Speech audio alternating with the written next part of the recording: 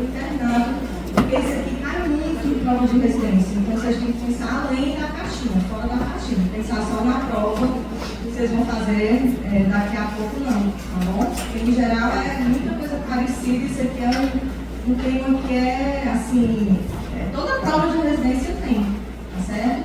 E, assim, se vocês quiserem me interromper qualquer hora para perguntar, pode interromper.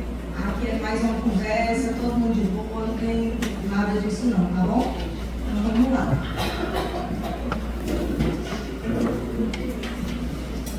Então, assim, essa aula é baseada nas diretrizes do Ministério da Saúde, a prevenção do câncer de colo de útero.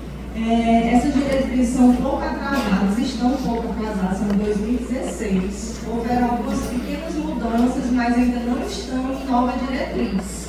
Certo? Então, eu vou falar para vocês das mudanças, inclusive mudanças assim, da aula do semestre passado para esse, né? Mudou. Mas assim, o que a gente tem de publicação é do Ministério da Saúde, que em geral é onde as provas de residência se baseiam, pelas publicações do Ministério da Saúde, as recomendações. E eu uso muito também o da ANAFEBRASO, que é mais atualizado, certo? Desculpa pela tosse, mas eu estou saindo de uma virose, não sei se foi influenza, Covid, Deus é quem sabe, mas enfim, nada pouco. Só com resquício. Então vamos lá, por que é tão importante falar de câncer de colo de útero? Por incrível que pareça, nós estamos em 2024, século XXI, né? E aí, olha só, ainda é o terceiro mais comum aqui no Brasil. É uma tristeza, porque câncer de colo de útero é um dos cânceres mais preveníveis. Mas só para exemplificar, no mês atrasado, março, eu estava na clínica escola com os estudantes e apareceu uma moça de 32 anos, com um sangramento, que estava sangrando, quando a gente colocou esse pé com um tumor de colo desse tamanho. 32 anos. Muito jovem, entendeu? Então, para vocês verem, né?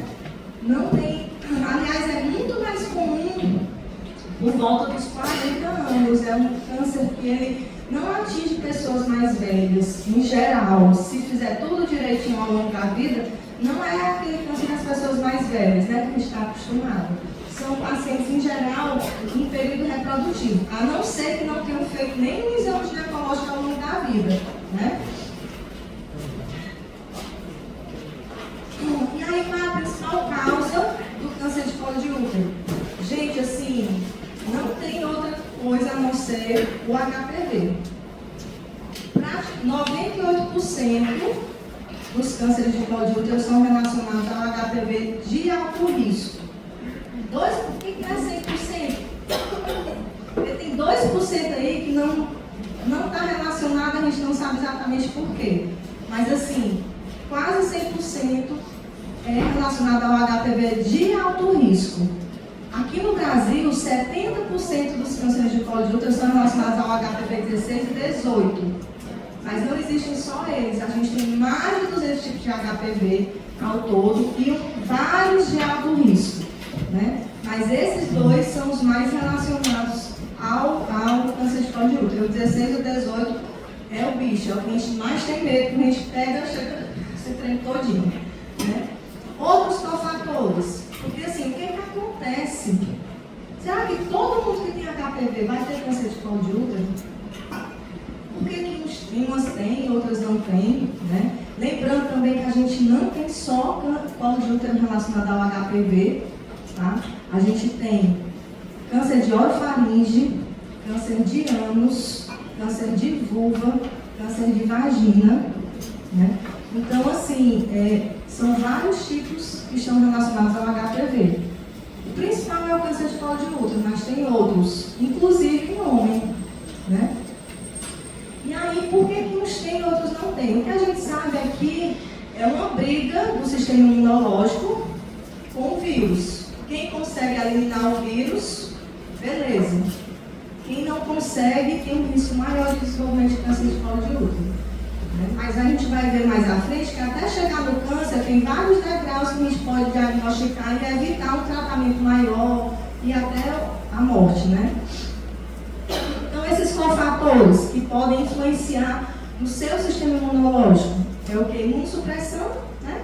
HIV, doenças autoimunes, né? Uso de corticoide, tabagismo é o né? Está relacionado ao câncer de colo de útero, ao câncer de mama e fora de pulmão, que é o mais conhecido, e outros, né? Esôfago, multiparidade.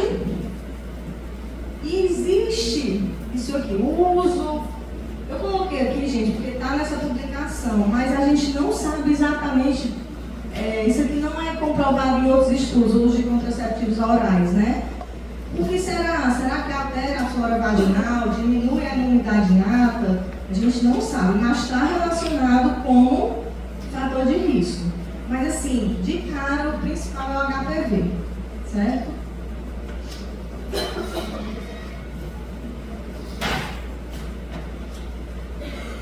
E aí, quais são as recomendações?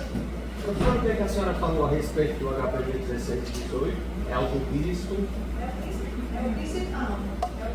É o principal causador de câncer de colo de útero e ele é um câncer de alto risco? Um subtipo de alto risco, que a gente separa os HPVs em baixo risco e alto risco. Por exemplo, a gente tem o 6 e o 11, que são de baixo risco e eles, costumo dizer que eles são chatos, mas não são perigosos, eles causam as verrugas. Então, quem tem o 6 e o 11, ele não tem capacidade de entrar no genoma celular, porque o que acontece com o HPV de alto risco? Ele entra lá na proteína E7 do genoma celular, altera o genoma e faz com que haja uma multiplicação celular inadequada, né, de células tumorais. É assim que funciona, ele precisa entrar no genoma.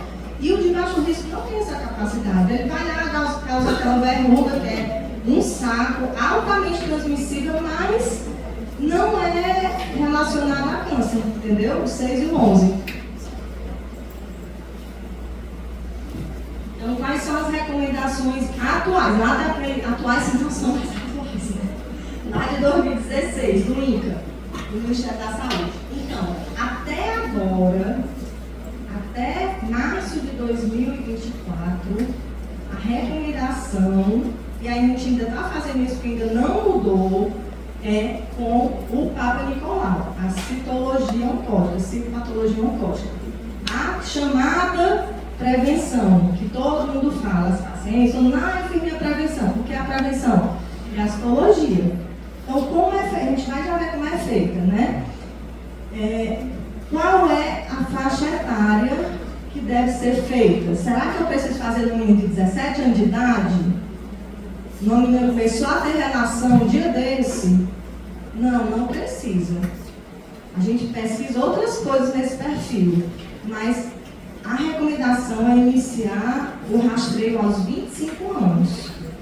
Isso no Brasil. Alguns países recomendam 3 anos após o início da vida sexual e tudo. Eu acho até mais plausível que se o menino começa a ter relação com 13, 14 anos de idade, vai testar só com 25 anos, né? Mas assim, no Brasil ainda é de 25 a 64 anos, tá? Até 64 anos. O rastreamento antes dos 25 anos deve ser evitado. Por que é evitado? É muita crítica, não sei o que. A grande maioria, tá certo? Você quer recomendação. Às vezes a gente sai da recomendação, como nesse caso que eu citei. Mas por que deve ser evitado? Porque no início da vida sexual vai ter muita alteração de HPV. É quando a pessoa se contamina, principalmente nesse período. Então vai ter lesão de baixo grau, que não vai se transformar em câncer. Então, o que leva ao câncer de colo, hoje em dia a gente já sabe, não é nem só a presença do HPV. É como eu falei, todo mundo aqui, quem já teve contato sexual, teve contato com HPV. Não se iludam, todo mundo, certo? Agora, algumas pessoas vão desenvolver alguma lesão. Para desenvolver essa lesão, a gente precisa ter uma persistência do HPV. Não é só ter contato, acabou, já. Não. Precisa durar anos aquele HPV, né, da célula. Certo? E aí, os exames devem ser feitos anuais, 2. E se os 2 derem normais, negativos, a gente pode deixar a cada 3 anos. A gente faz isso na prática? A gente não faz isso na prática, mas é a recomendação, certo? Alguma dúvida aqui? Então vamos lá, faixa etária de 25 a 64, anual, 2 exames negativos, né, a cada 3 anos, certo?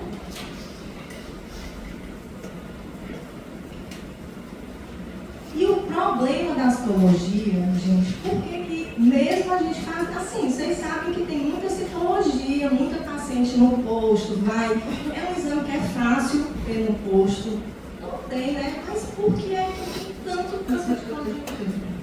Por que a citologia, por que essa método de rastreio não está dando certo?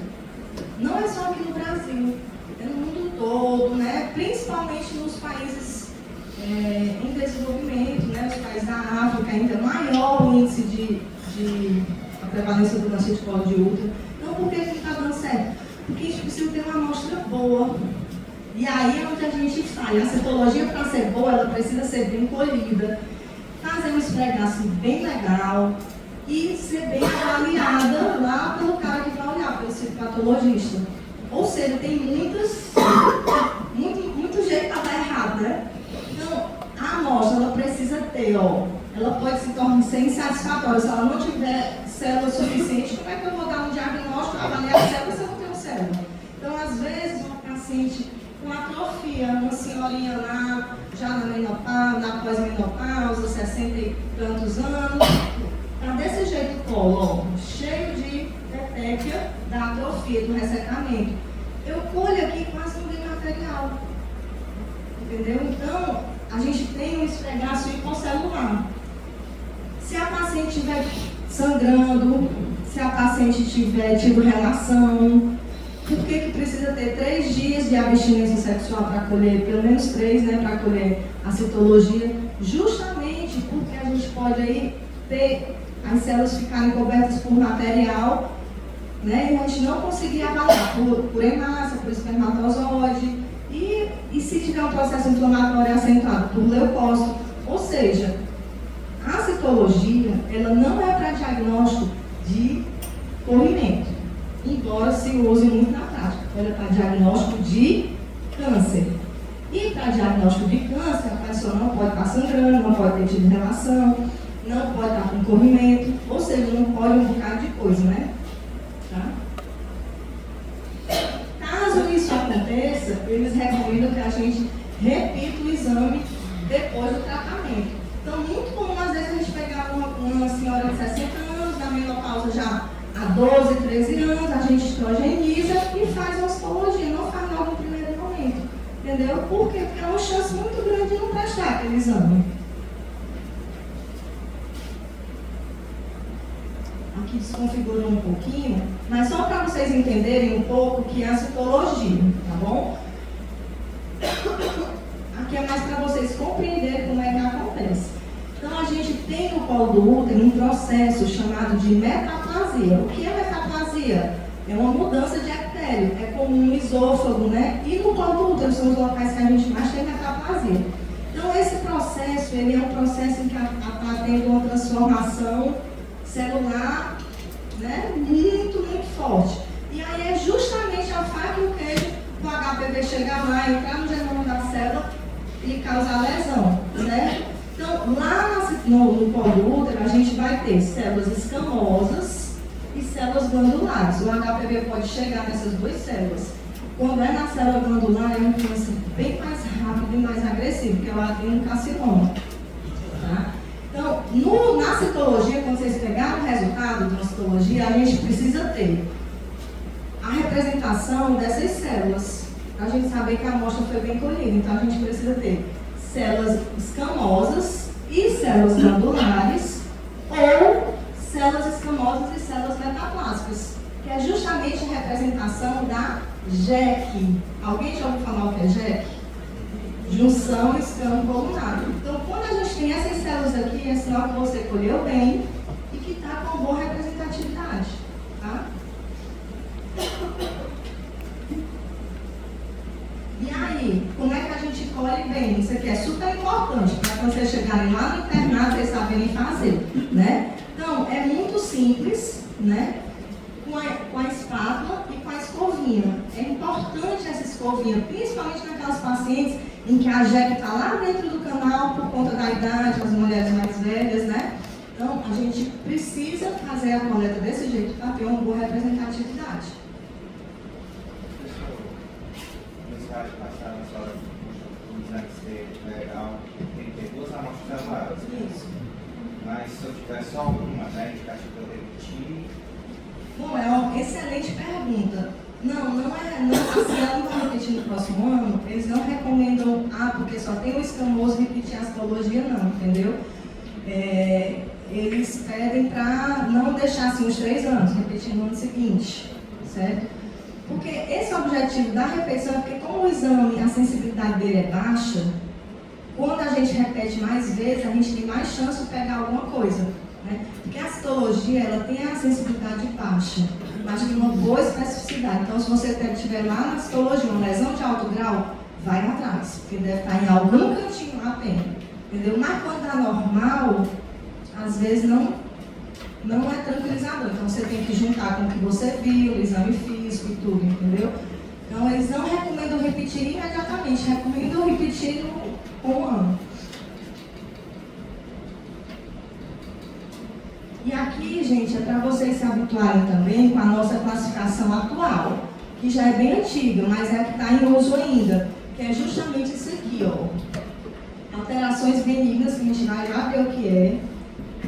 As atipias de significado indeterminado, MCIL, que é a sigla em inglês para lesão intraepitelial de baixo grau, HCIL, que é a lesão intraepitelial de alto grau, só está em inglês.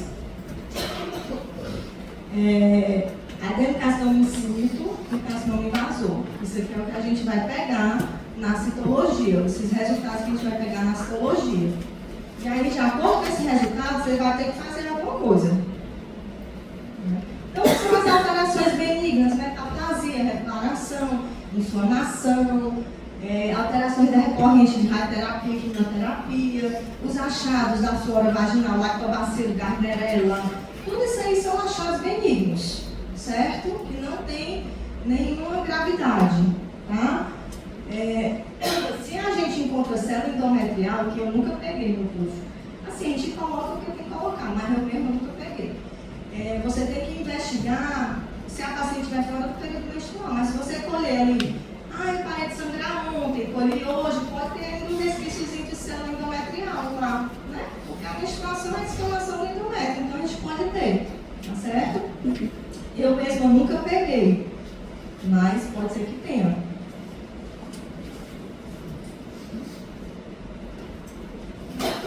E aí, vamos lá. Isso aqui, meu povo, é o pau que rola nas costas. São as atipias de significado indeterminado. O que a gente faz com uma paciente que dá uma atipia de significado indeterminado? A gente tem 2 tipos. A gente tem o ascos, que são em células escamosas, né? Que são possivelmente não neoplásicas. E não se pode afastar outro grau, que é o ASC-H, certo? Atipia de célula de significado indeterminado, o H de high, né? De alto. Então, toda vez que ele tiver esse H, a gente tem que ficar com o pulga atrás da orelha. O ascos, ele é mais, a maioria é benigno, não é nada, às vezes uma inflamação, uma atrofia vai dar um ascos. Mas 25% do ascos podem ser, estão assim em estudo, e é bem científico que 25% do ascos pode estar relacionado a uma lesão de alto grau. E por isso ele não deve ser totalmente ignorado, né? E aí a gente tem também as atipias em células glandulares, que são menos comuns, mas a gente pode ter, né? Possivelmente não neoplásicas e não se pode afastar alto grau, e de origem indefinida, que é quando a pessoa lá que lê a célula não consegue definir qual foi a célula que está alterada, se é escamosa, se é glandular, entendeu? Que desconfigurou. Então, assim, na realidade, o que é esse significado determinado? Por que ele não consegue? Porque não tem critério suficiente para ele classificar como um baixo grau ou como um alto grau. Então, por exemplo, aqui, ó, é um ascos, ó, tá vendo? Que a célula está um pouco, o núcleo está um pouco aumentado, aqui a gente tem uma binucleação, né? Ele tem menor associação com um alto grau, mas pode ter. Já aqui, ó a diferença dessa célula. Não sei se vocês conseguem ver, né? Mas é um núcleo bem maior, com uma cromatina grosseira, é muito subjetivo. Ler lâmina, eu já fiz um curso de citologia, é muito, muito, muito subjetivo, depende muito de quem faz. Existem vários estudos que mostram que quando você bota duas pessoas para ler a mesma lâmina, tem um alto percentual de diagnóstico diferente, entendeu? Todo laboratório, o correto é ter uma amostra que vai para o IPCC para ser avaliada, uma amostra aleatória, para bater, ver se está dando certo a leitura do pessoal. Porque quem faz a maioria dessas lâminas, quem faz não é médico, é citotécnico. Sabe? E aí as alteradas vão para o citopatologista. E aí a gente vai para as lesões, né? De alto grau, de baixo grau. Ó, como parece lá, né? É o baixo grau, olha aqui o alto grau, olha o tamanho desse núcleo, olha aqui essa cromatina, como é que fica, sabe? Aqui é um adenocarcinoma in situ, porque são as células colunares, são células glandulares. Olha os núcleos, tudo diferente, tamanho diferente, ó. Tá vendo? Olha o tamanho aqui desse núcleo, certo? Então, a gente tem a lesão, o L-cio, o H-cio e aquele que não pode excluir microinvasão, e o carcinoma epidermoide invasor, que é o mesmo escamoso. E a gente tem os adenocarcinomas in situ e o adenocarcinoma invasor. Isso não cai na prova de vocês, não, é só para vocês entenderem, porque é muito legal você entender e não demorar, né? Agora, isso aqui cai. Então, vamos lá. O que a gente faz com a paciente que dá um ascos? O que a gente faz? A gente, até aqui, né? Até a história do Ministério da Saúde, até a diretriz ainda está isso aqui. Então, se ela tiver menos de 25 anos, a gente repete em 3 anos, porque no fundo, menos de 25 anos ela nem está perfeito, né? Então a gente repete em 3 anos. De 25 a 29, repete em 1 ano. Acima de 30, repete em 6 meses. Certo? Por quê? Porque acima de 30 tem uma chance muito, muito, muito maior de ser uma lesão de alto grau do que uma menina de 23. Quem tem mais risco de estar com câncer de colo de útero? A de 32 ou a de 23? A de 32, porque ela tem um tempo de exposição maior. Isso significa que o HPV persistiu. Lembra que eu falei que tem que persistir para causar lesão, né? Agora, se aquele ASP, que é o ASP-H, que não pode afastar a lesão de alto grau, ele vai imediatamente para colposcopia. A gente vai já ver o que é as lesões de colposcopia, né? Célula glandular. Atipia em células glandulares, atipia de células de origem indefinida. Sempre colposcopia. Lesão de baixo grau. Abaixo de 25 anos, repetir em 3 anos. Acima de 25 anos, repetir em 6 meses. Lesão de alto grau, não podendo excluir microinvasão, carcinoma escamoso, adenocarcinoma, tudo vai para a colposcopia. Então, no fundo, vocês só precisam decorar o asco, né, e o L-cio. O resto é tudo para a colposcopia, porque tudo são lesões maiores e que a gente precisa investigar imediatamente. Certo? Isso eu acho que vai mudar daqui a algum tempo. A gente vai já ver o que a gente vai acontecer no SUS também, né? Que já acontece na clínica privada e vai acontecer no SUS. Se a paciente está grávida, ela deve seguir o mesmo rastreio. Aliás, no pré-natal é uma excelente oportunidade de fazer uma citologia, fazer uma prevenção. Muitas vezes as mulheres só vão, isso principalmente a nível de SUS, né? Só vão ao médico quando estão grávidas, principalmente na periferia e tudo, então é uma excelente oportunidade. Pode e deve fazer prevenção na gestante. Pós-menopausa, só ter cuidado com relação à atrofia, porque isso aqui é um esfregar só atrófico. Não parece lá com aquelas lesões, com aquelas células alteradas que eu mostrei? Então, é muito fácil dar um diagnóstico errado aqui. Então, estrogenizar, fazer um estrogênio tópico, vaginal, independente da idade, não tem problema. Faz e colhe depois de uns 15 dias, pelo menos. Isso aí vocês vão ver muito no internato. Esterectomizadas. Não precisa mais fazer citologia. Paciente que tirou o útero, tirou o colo do útero, se for esterectomia total, por condição benigna, por exemplo, mioma, não precisa mais fazer. Agora, detalhe, não precisar fazer não significa não examinar. O exame físico continua para você ver se tem alguma alteração de vulva, alguma alteração na parede vaginal, mas colher o material do útero, você não tem mais colo do útero. Vai colher da onde? Do fundo de saco? Né? Mas assim, se a paciente, se na cirurgia foi feita uma esterectomia subtotal, foi deixado o colo do útero, continua, certo? Mulheres sem história de vida sexual, não precisa. Gente, doutora, é porque ela menstruou agora, eu trouxe ela para fazer uma prevenção. Tadinha da criança, né? Porque é uma criança, 13 anos de idade, que ainda não teve vida sexual, menstruou há um mês, lá vai a mãe com a bichinha, morta de vergonha. Não precisa, só quando tem inicia a vida sexual. Por quê? Porque ela tem exposição ao HPV. Pelo menos teoricamente, a não ser em caso de abuso, é por isso que tem a exposição ao HPV, né? Então, o paciente mulher virgem não precisa colher citologia. Professor, a citologia na gestante pode ser em qualquer fase possível, porque é uma recomendação? Pode.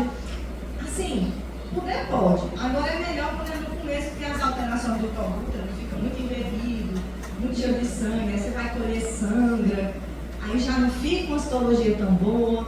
O ideal é na primeira consulta de pré-natal, quando foi sua última prevenção? Doutora, eu nunca fiz, então bora fazer, entendeu?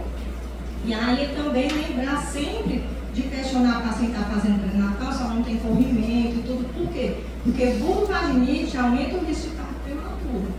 Então é uma coisa que precisa ser lembrado sempre. Então não há contraindicações de fazer nenhuma época, mas assim, o problema é que às vezes sangra muito na fase final, né? E assim, o tratamento também pode ser feito. Tratamento assim, como é que pode ser feito? Pode ser feita a investigação. Então, se eu tenho uma gestante que dá um HCIL, por exemplo, ela vai para a coposcopia. A gente que faz coposcopia tem que saber as diferenças de um colo de uma gestante para uma não gestante. Pode fazer biópsia, tudo pode. Agora, não pode realmente fazer o tratamento que eu não coloquei aqui, porque o objetivo da aula é rastreamento, não é tratamento, né? Então, eu não coloquei, mas as conizações, as coisas não pode fazer em gestante. Então, muitas vezes, graças a Deus, a gente se vê numa situação em que a gente precisa deixar a paciente lá com a lesão até ela ter neném, né? Infelizmente, entendeu? Aqui, imunossuprimida. Imunossuprimida, a gente aproxima um pouco mais o rastreio. A não ser que ela tenha, por exemplo, uma carga viral negativa. Hoje em dia, carga viral negativa já se sabe que o risco de transmissão do HIV é baixíssimo, né? Então a gente pode deixar o rastreamento normal. Né? Então, se for abaixo de 200, a gente faz a cada 6 meses.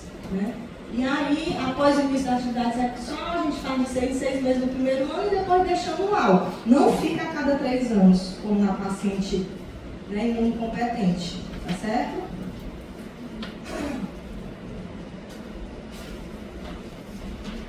Essa aula tá aqui, quem quiser pegar, acho que a menina botou, né? Aqui. Pronto. E o que é coposcopia que eu falei? Você vai encaminhar a paciente para uma coposcopia. Importante, pelo menos, saber o que é uma coposcopia. Coposcopia é um exame que a gente faz no colo do útero e paredes vaginais e vulva, né? Que é vulvoscopia e coposcopia, com esse aparelho aqui. Qual é a principal indicação? Alteração citológica. As principais indicações são alterações citológicas. Aquele lá, né? HCIL, LCIL, o asco, se ele se repetir, eu não falei, né? Então, por exemplo, eu pego uma paciente de 32 anos que dá um ascos. Aí, eu repito daqui a 6 meses. Se continuar com ascos ou der outra alteração, vai para a coposcopia também. Certo? Um teste do HPV, positivo para o grupo de alto risco ou alterações a olho nu. Na prática, o que mais a gente recebe de encaminhamento para colposcopia, eu faço colposcopia no hospital, o Gonzaguinha, da Barra do Ceará, né? É isso aqui, alterações a olho nu. Mas lembrar sempre de encaminhar o paciente com o resultado de citologia, porque a nossa conduta muda de acordo com o resultado da citologia. Então, tem uma alteração a olho nu, você vê lá uma, entre aspas, raladura, que é o que todo mundo chama, né? Encaminha para a colposcopia, ok, tranquilo, mas espera o resultado da citologia. A não ser que você ache que seja um câncer de colo de útero, que a gente vai já ver umas imagens e vocês vão ver como é diferente. E aqui, ó, para deixar animar um pouquinho, né? Porque isso aqui é o que é legal na prática, né? Fazer o exame ginecológico e ver essas alterações. Então, aqui, ó, a junção escamo-colunar. Essa linhazinha branca, que aqui nesse colo lindo de livro, né? Está a nível de orifício cervical externo. Isso seria o normal? Não, não seria. Ela muda de acordo com a fase do ciclo menstrual, de acordo se a paciente usa anticoncepcional hormonal, se a paciente está grávida, essa JEC, ela pode vir aqui para fora. Como nesse caso aqui, ó. Ela está um pouquinho fora. É o que a gente chama de ectopia. Ectopia é quando a JEC, ela não está aqui no nível do orifício cervical externo. Ela está aqui fora. Isso é anormal? Não, não é anormal. É uma variação da normalidade. Depende da fase do ciclo, depende da idade da paciente. Quando é paciente pós-menopausa, a gente tem o contrário. A JEC entra, e aí às vezes a gente nem consegue avaliar, porque ela está lá dentro do canal. Tá? Ó, tá aqui, ó, né, processo. Além disso aqui é super comum na paciente jovem, muito comum. Isso aqui é o que vai dar o pontapé com a metaplasia, né? Aqui é onde a gente vai começar. Por quê? Porque aqui, esse epitélio ele vai começar a se metaplasiar e cobrir essa área aqui que está o epitélio colunar exposto. Entendeu? Então isso aqui é super comum. Se tem uma citologia normal e um teste HPV negativo, tranquilo. Não precisa se preocupar. E a paciente é assintomática, porque às vezes, embora isso seja normal, a paciente tem dor quando vai ter relação, sangra, e aí a gente precisa tratar.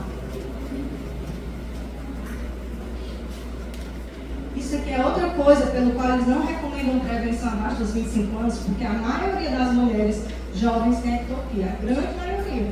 Aí vai ficar, ai meu Deus, tem uma raladura, tem que fazer isso, tem que fazer aquilo. E não precisa, é só dar tempo ao tempo que tudo vai se resolver. Aqui são achados anormais na colposcopia, ó. Epitélio acetobranco. Tá vendo? Aqui quando a gente põe o ácido acético, o mesmo que faz no exame ginecológico sem colposcópio, ele vai formar, ó, áreas brancas, acetobrancas, ó. Tá vendo? Aqui, ó. Claro que qual é que vocês acham mais feio? Esse aqui, né? Esse aqui é uma lesão de alto grau, se não me falha a memória, é um carcinoma. Invasou aqui já. Então você vê que tem sangue, tem aquele branco bem denso mesmo, que a gente chama branco nacarado, né? E esse aqui não, esse aqui é um branquinho quase transparente, ó. Certo? Então lá na colposcopia vai ter a epitélio acetobranco tênue, a epitélio acetobranco denso, sabe?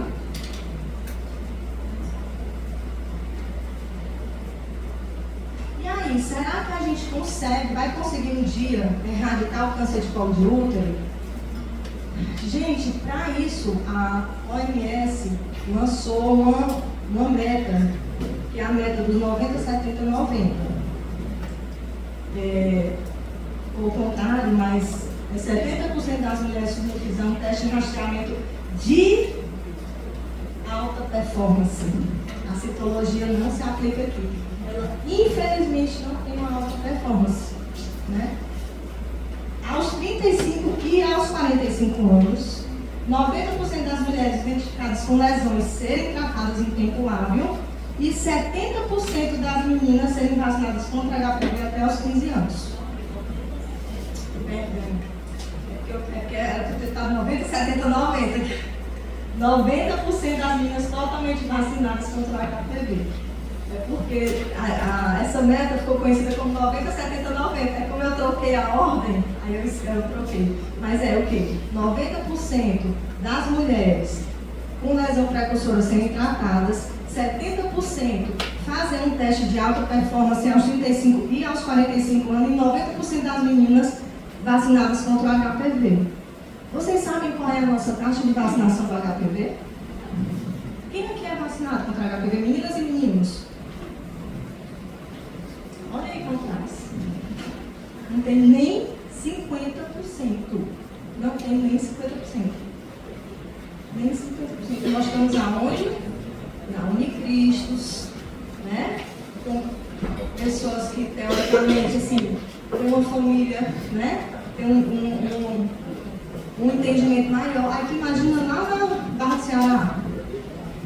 A nossa taxa de vacinação do HPV no Brasil é 50% a primeira dose em meninas e 30% a segunda dose. Né? E nos meninos é mais baixa ainda, certo? Então, isso, gente, enquanto a gente não conseguir vacinar as pessoas, a gente não vai ter um bom resultado, certo?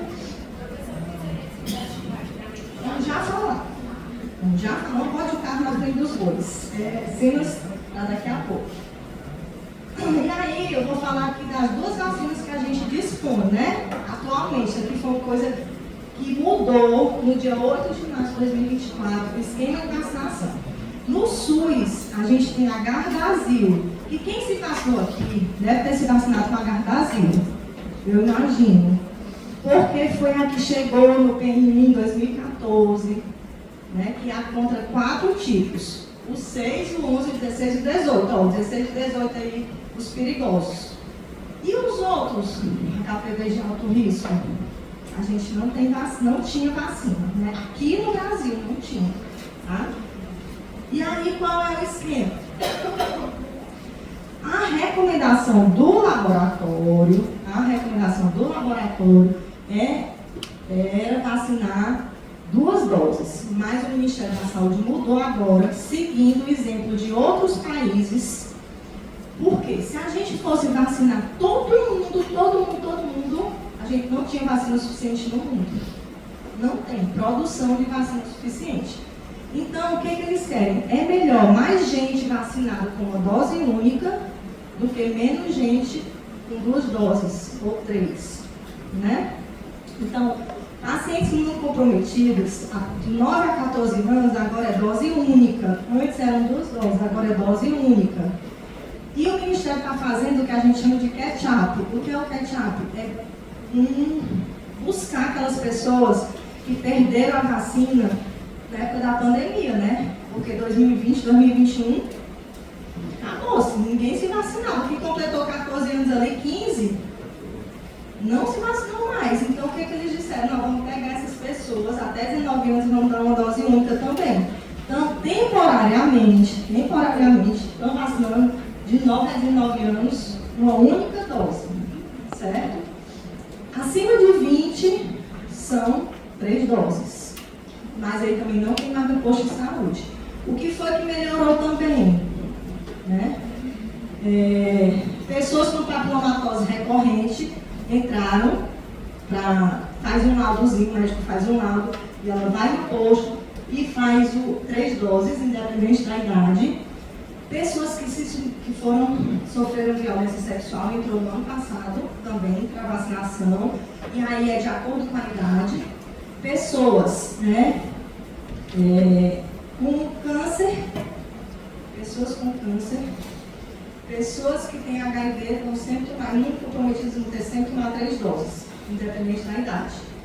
Essa história de pessoa com câncer, gente, é uma coisa muito legal. Vou contar aqui rapidinho para vocês sobre em março eu fui convidada para ir para um evento do laboratório da vacina lá em São Paulo. E é um evento espetacular, tinha em torno de 400 médicos. E a moça que apresentou o evento era uma da Band, que apresenta o Luta, como é? O UFC, o nome? Eu não assisto, não tem uma lourinha do cabelo cacheado? Ela foi quem apresentou o evento para a gente foi fantástico. Aí ela disse, agora eu vou apresentar para vocês um depoimento de uma sobrevivente do câncer de colo de útero. Aí botou o vídeo lá. Quando botou o vídeo era ela. Na pandemia, ela atualmente deve ter o quê? Uns 38, 39 anos. No início da pandemia, ela começou com um sangramento. E ela foi diagnosticada com câncer de colo de útero. Nunca teve filhos. Nunca tinha se vacinado, né? E fez esterectomia, fez químio, tratamento terrível. Tá ótima, graças a Deus, tá viva, tá bem, trabalhando, fazendo esporte e tudo, mas passou por um procedimento terrível e ela disse que nunca tinha ouvido falar na vacina. E detalhe, ela como paciente oncológica, ela teria direito a se vacinar. E não encaminharam essa vacinação. Aí lá na hora o pessoal disse, você pode se vacinar. Ela, eu vou, amanhã eu vou, não sei o quê. Entendeu? Mas vocês veem como as informações é grande. Então, se um dia, quem aqui, ninguém... Vou contar o nome deles, quem vai fazer GO aqui.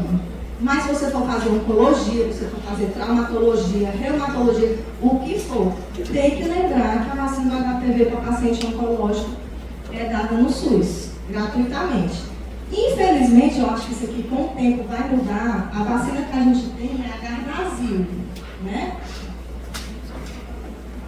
Mas surgiu não. Essa outra vacina, a Gardasil 9, ela existe há 10 anos já. Só que no Brasil, por conta de burocracia, da Anvisa, não sei o que, chegou em dezembro do ano passado, mais ou menos. O que a Gardasil 9 fez? Ela aumentou a cobertura em 5 tipos, ó. O 31, o 33, o 45, o 52 e o 58. Porque o que se observou? O que a gente observa na prática? Que depois que iniciou a vacinação, a gente pega menos 16 e 18 e pega mais esses outros tipos. Então, a gente vai já comparar as duas vacinas, mas melhorou a cobertura vacinal, certo? Só que assim, a gente ainda não tem estudo para fazer a mesma recomendação da Gardasil, que é com dose única. Então, o que acontece hoje em dia? Qual é a recomendação? Isso aqui é da Sociedade Brasileira de Imunização, da SBIM. Então, meninos e meninas de 9 a 19 anos, 2 doses. E acima de 23 doses. Sexta-feira eu vacinei meus filhos. De novo. Eu vacinei. A minha filha tem 22, meu filho tem 19. Aí lá na Unimed estava com o preço menos ruim. Menos ruim, mas é um investimento. É melhor que eu comprar uma batata fortal para eles. Ali, você vê que eles não gostam. Então, pronto, ao invés de fortal, você não vai vacinar o HPV.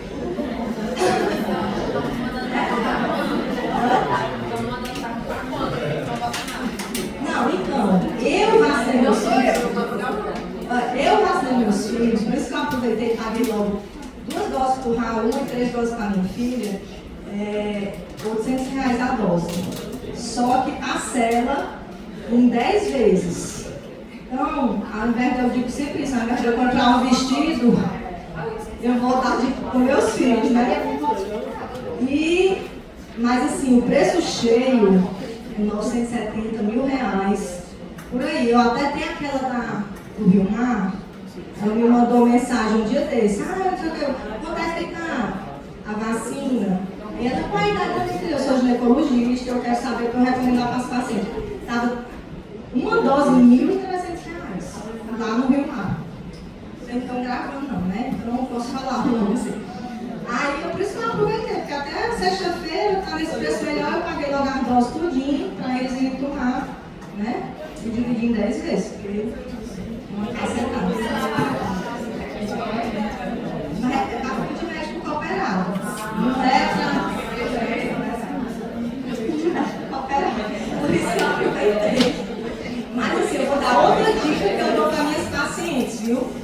No Luiz Pasteur, laboratório Luiz Pasteur, é o canto que tem melhor preço de vacina, seja ela qual for. Porque a próxima que eu vou vacinar eles é a da meningite, a Bexsero, que é outra vacina que é importante, que é da meningite B, né? Então eu vou vacinar, porque jovem se aglomera muito, não sei o que, não sei o que. E aí eu vou vacinar. E fora do Nordeste, principalmente, a meningite B é mais prevalente que a A. Mas enfim, vamos voltar para cá, que é outra conversa. Então, a partir de 20 anos, 3 doses, o que conta é o início da vacinação, certo? Tá? Então, se começou com 19 anos e meio, 19 anos e 10 meses, são 2 doses, tá? A partir de 20 anos, 3 doses, imunodeprimidos de 9 a 45 anos, independente da idade, 3 doses, papilomactose recorrente, 3 doses também, e vítimas de violência sexual de acordo com a idade, certo? Mas assim, gente, não tem condição, vai no posto e vacina. Não tem coisa de perguntar a Gardasil 9, a Gardasil já é joia. Essa aqui é super joia, mas assim, né? Então quem puder tomar Gardasil 9, melhor. Professora, se perder o tempo dos 2 meses aqui, se perder o tempo da segunda dose, Vacina nunca se perde. Você pode tomar depois, certo? Pode tomar depois, não tem problema não. Agora, não pode, ainda não foi autorizado. Por exemplo, eu tomei uma dose da Gardasil. Eu posso tomar só 2 doses da Gardasil 9? Não. Você recomeça o esquema. Se eu tomei o esquema da Gardasil, para eu tomar, quando é que eu posso tomar o da Gardasil 9? Depois de 1 ano. Certo?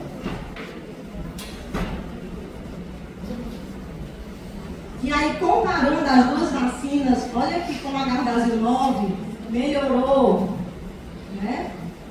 Ó, câncer de colo de útero, 70 para 90, câncer de vulva, de 70 a 75 para 85 a 90, câncer de vagina, de 65 a 80%, 85%, câncer de ânus, melhorou pouco, mas melhorou. Câncer de pênis também melhorou. Câncer de orofaringe também. Agora, em relação ao 6 e o 11, né, que ela também tem a mesma coisa. Não melhora nada porque a pessoa estava vacinada. E assim, não tem reforço. São essas 3 doses ou 2 e pronto, certo? Agora não tem reforço. Pronto, esse é o teste de alta performance que você perguntou. É o teste do HPV, né? O que é o teste do DNA-HPV? É um teste de biologia molecular que a gente vai lá e colhe. Olha, só para vocês terem ideia como ele é de alta performance, em alguns países com população menor, as mulheres fazem autocoleta, entendeu?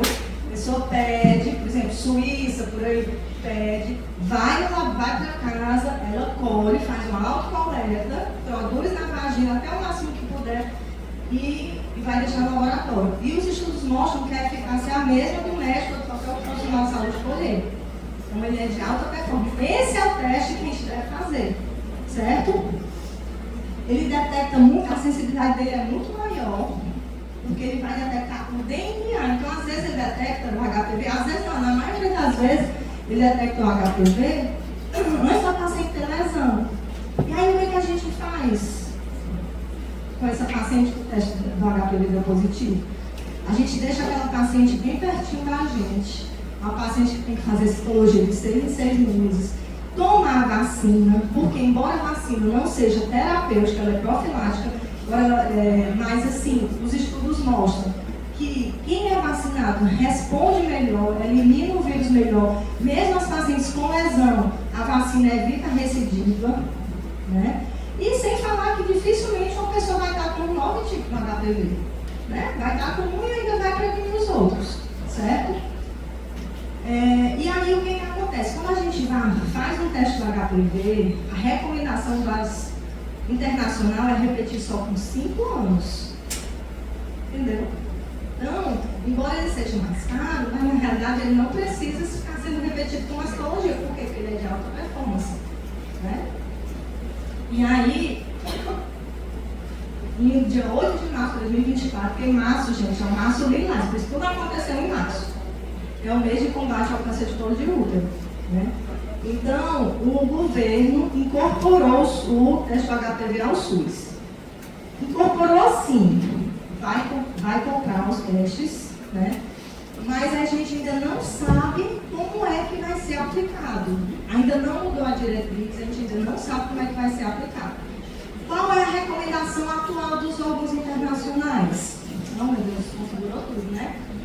Então, ao invés de você fazer uma citologia com 25 anos, você já pode fazer logo o teste do HPV. Se der positivo, 16 e 18, já vai direto para a colposcopia. Se forem os outros tipos positivos, a gente vai para a citologia, certo? Fazer a citologia e o teste de DNA HPV ao mesmo tempo é uma coisa que a gente costuma fazer muito em consultório. Por quê? Porque as pacientes que chegam para a gente no consultório, e a nossa população aqui, em geral, ainda se apega muito à citologia. Não, eu vim fazer minha prevenção, não sei o quê. Mas, na realidade, a gente aumenta o custo e não traz benefício. No fundo, se você fizer um teste do HPV que é negativo, beleza. Entendeu? E os planos de saúde cobrem, viu? O teste do HPV.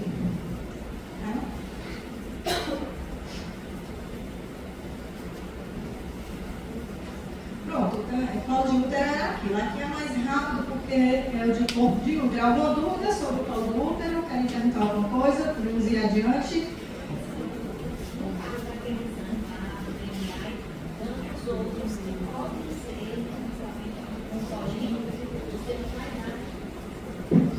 Vacina. Aí a gente repete citologia de 6 em 6 meses e o teste de DNA HPV uma vez ao ano até negativar. Porque teoricamente se você é incompetente, você vai eliminar o vírus. A vacina, assim, os estudos mostram que a eliminação natural é 60% e com a vacina é 90%.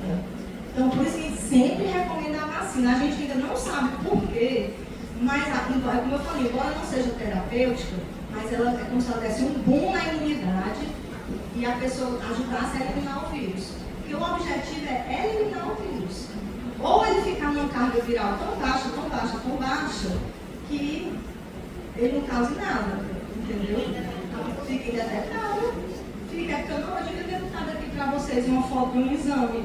A gente não pede teste HPV de baixo risco, porque o baixo risco nem influi nem contribui, só deixa a paciente louca, desesperada. Então não vale a pena enlouquecer por um HPV de baixo risco.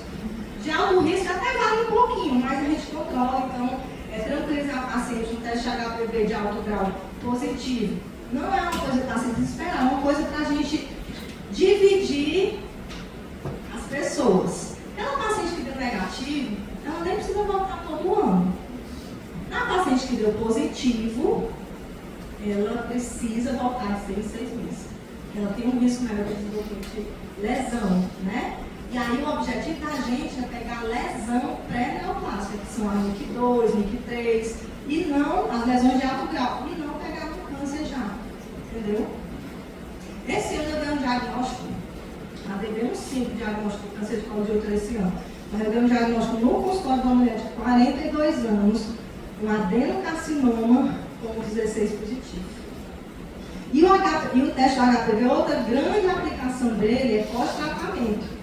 Então, se a paciente faz uma conização, que é o tratamento para lesão de alto grau, 6 meses depois ela faz o teste e dá negativo, grande chance dela recidivar. Entendeu? Depois do negativo, o vírus, essa mulher ela volta a ser, tipo assim, é igual a população normal. A cada 5 anos o teste. O teste é feito a cada 5 anos. Mas aí o acompanhamento dela Não, negativo não volta a ser. negativo nunca mais de 6 meses. Exatamente. Entendeu? Agora, se a gente vacinasse todo mundo, né, era muito melhor. E os homens também. O homem também pode se vacinar. E outra coisa, na bula é de 9 a 45 anos. Mas assim, se a paciente puder tomar, ela toma, a gente orientando que depois dos 45 anos a eficácia é um pouco menor pelo próprio sistema imunológico da pessoa mais velha, que é menos eficaz, entendeu? Mas também tem benefício. Pronto, então vamos lá. O câncer de corpo de útero, que é o mais comum, é o de endométrio, né? Ele é menos comum do que o do colo de útero. Então, essa partezinha é bem mais rápida, tá certo? E aí, ao contrário do colo do útero, a incidência dele vai aumentando com a idade. Vocês viram que ela é o colo de útero é mais comum, mais jovem, por volta dos 40. Aqui é mais comum, mais tardiamente, certo? Mas ele é bem menos comum. E aí o principal fator de risco é uma exposição aumentada ao estrogênio sem a contraposição da progesterona. Vocês lembram lá do ciclo menstrual, que a gente tem a primeira fase do ciclo, que é a fase estrogênica, aí tem a ovulação, o corpo luta, produz progesterona, e a gente tem a segunda fase do ciclo da progesterona, lembra? Ainda tem assim lá nos resquícios da memória.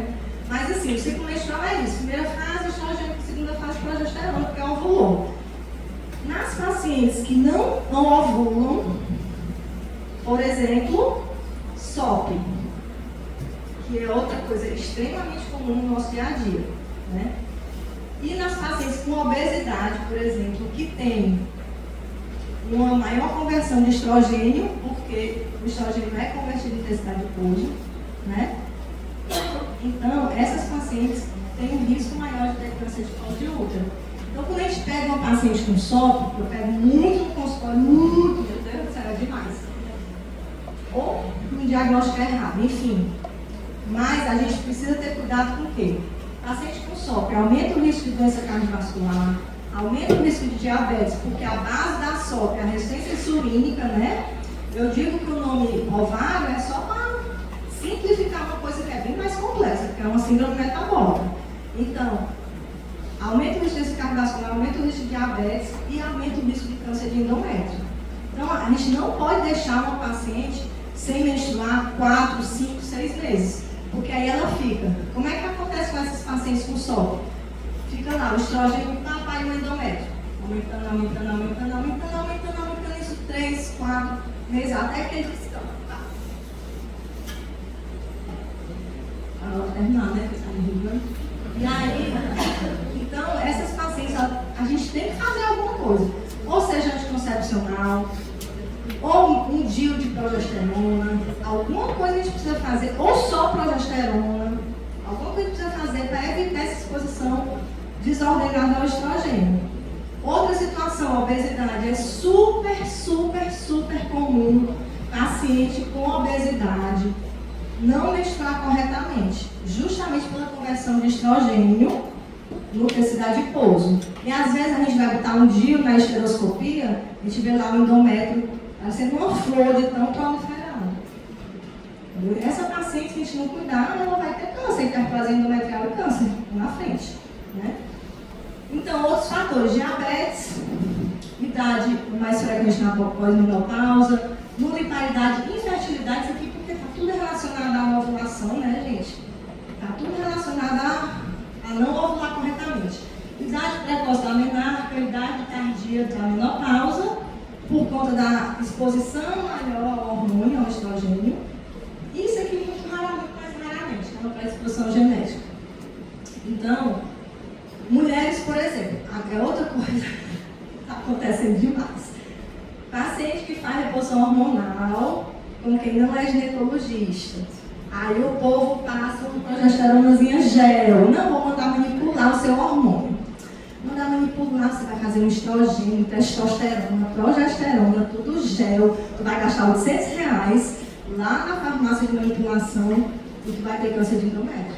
Porque progesterona gel não protege endométrio. Então, a função da progesterona é justamente proteger o endométrio.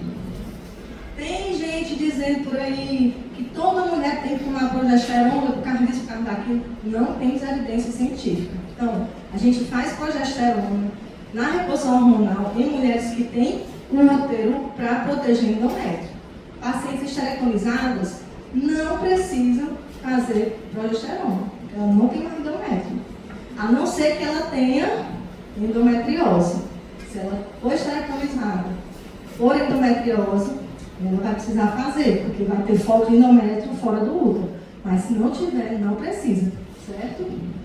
Então, toda mulher que vai fazer reposição hormonal com estrogênio, que é o hormônio da felicidade, né, na pós-menopausa, e tem útero, tem que fazer progesterona. Oral, ou mirenazinho de hormonal, ou a única forma transdérmica de fazer reposição hormonal é com adesivo que a gente tem no mercado, que tem estrogênio e progesterona. Esse daí está aprovado, tem evidência científica. Progesterona em gel manipulada não protege endométrio, certo? E o uso de tamoxifeno para tratamento de câncer de mama também aumenta o risco. Professora, Oi. uma dúvida. Então, mesmo a mulher menopausada, o ideal é que ela faça progesterona, é isso? Se ela tiver útero, ela tem que fazer. Certo. Aí é como eu falei, ou pelo Mirena, né? Ou oral, ou então a gente faz o adesivo que troca 2 vezes na semana que tem estrogênio e progesterona, certo? A única progesterona transdérmica que tem evidência científica de proteção endometrial é esse adesivo, viu? Não, dá não. É uma excelente pergunta essa sua. Quando eu estou falando de reposição hormonal, é sistêmica. Ou com gel de estrogênio, ou então com o estrogênio oral, né? Certo? Na vaginal, que a gente usa promestrino, que eu até falei, não, vamos estrogenizar para fazer a prevenção. Esse aí não precisa, porque ele não tem absorção sistêmica. Ele só age de forma local, então também não tem problema começar depois dos 60 anos, não tem janela de oportunidade, não tem nada, a gente pode fazer em qualquer época vaginal. Viu? Isso é outra aula, né, de climatério, né? E aí, o rastreamento, o pior de tudo é isso, é que não tem rastreamento. É diferente do colo de útero, então a gente não tem rastreamento. Como é que a gente previne câncer de endométrio? Fazendo atividade física, fazendo dieta, não tendo anovulação crônica, não deixando exposição estrogênica muito tempo, mas não existe um rastreamento. Ultrassom transvaginal, que a gente pede todo ano, porque aqui no Brasil todo mundo adora pedir exame, todo mundo adora fazer exame, na realidade não tem evidência científica que melhore o diagnóstico e que seja um rastreamento, entendeu? Ele tem realmente um valor muito grande quando a paciente sangra. Então, o principal motivo, rastreamento, principal sinal que a gente precisa investigar no sangramento pós-menopausa. Embora a maioria dos sangramentos pós-menopausa seja por atrofia, certo? Mas assim, a paciente sangrou, a gente tem que ficar atento.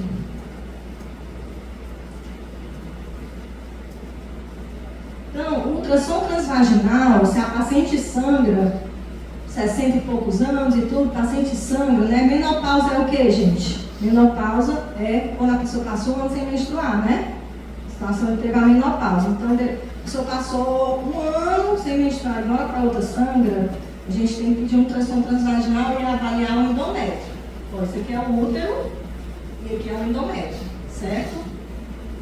Então, se ele está acima de 4 milímetros, a gente precisa investigar esse endométrio. Uma esteroscopia, uma curetagem semiótica, tem que mandar para o histopatológico.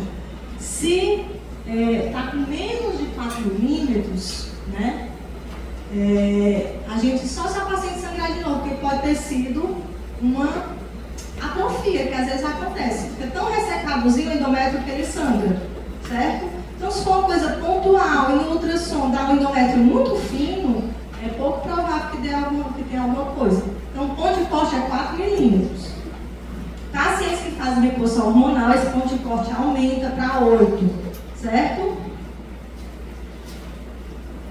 E aqui, por exemplo, é um exemplo de esteroscopia, ó, um endométrio bem atróficozinho, ó, não tem nada, aqui é o orifício tubário, aqui é o outro, ó. Aqui é uma petequiazinha da atrofia, e aqui é uma paciente com pólipo. Esse aqui é um pólipo, certo? Isso aí a gente vê na esteroscopia e tira, biopsia, né?